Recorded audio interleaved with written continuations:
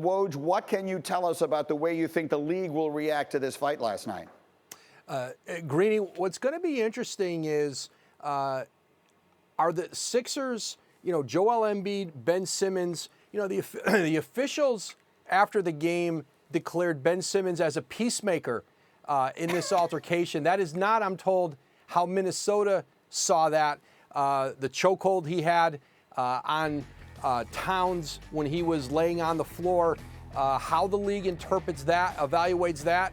And then, the press conference after, the social media late into the evening, is that factored into the penalty intent, any kind of contrition about what happens? This is going to be an interesting one for the league to sort out, but I think you're looking at multiple games, probably for both players. Does Embiid and does Simmons get any kind of discipline in this? But clearly Embiid and Towns are going to miss multiple games. Now, you referenced it, and I mentioned it briefly as well, and we can put these social posts up here. We're going to have to blur almost all of it because there's a lot of language in this that is certainly not suitable for our program, but you can see a little bit of it in there. Again, Embiid throwing major shade in the direction of Karl-Anthony Towns, and Karl-Anthony Towns responding very much in kind. And so, Jay, I will come to you.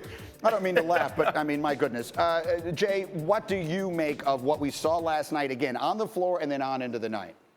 Are you not entertained? Is this not why you are here? Like, all these old heads, everybody's saying, well, you guys are way too friendly. AAU basketball, everybody likes each other. You follow each other. You DM each other. Well, welcome back to real 90s basketball. This is real 90s basketball. Karl-Anthony Towns is a guy that's been putting up MVP numbers in the first 4 or 5 games of the regular season.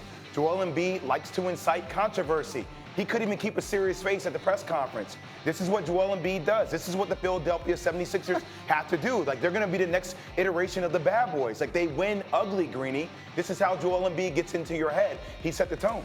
Listen, I'm here for all of the Rick Mahorn highlights that we possibly can find in our archives. I'm all good with all of that. Again, the ramifications of some of the social media stuff is something else that we want to get into a little bit later. Not condoning the language at all. But, oh, by the way, huge, monumental injury late in the night last night.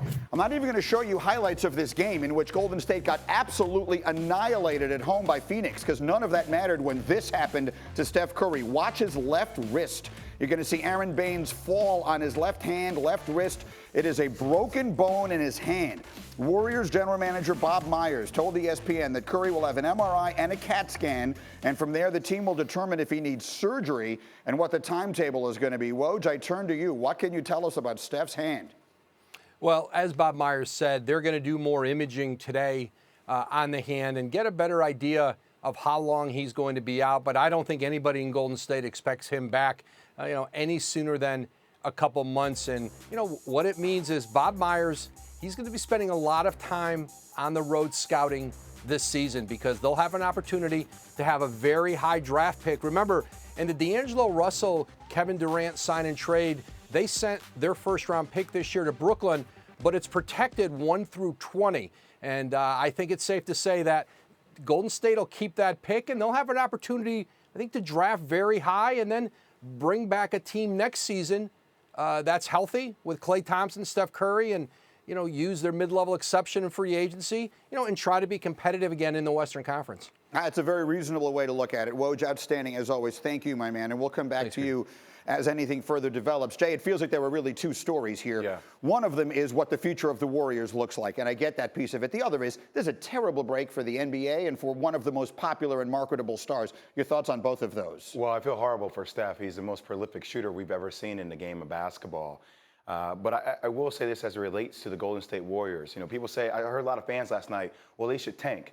You won't need to tank. You're in the West. Yeah. Like, the West is loaded. And D'Lo's really good. Draymond Green's really good. But I also think this could be a blessing in disguise for the Warriors. And I bring you back to 1997 with the San Antonio Spurs. David Robinson went down after 6 games. He didn't play that year. But then the San Antonio Spurs got the first pick in the draft. They got Tim Duncan. Okay, so remember, like Woj said, it's a top 20 protected pick. If they're able to get like a top 3, top 5 pick with Klay Thompson, Stephen Curry coming back healthy next year, they will be the favorite in the West. They will be the favorite in the West.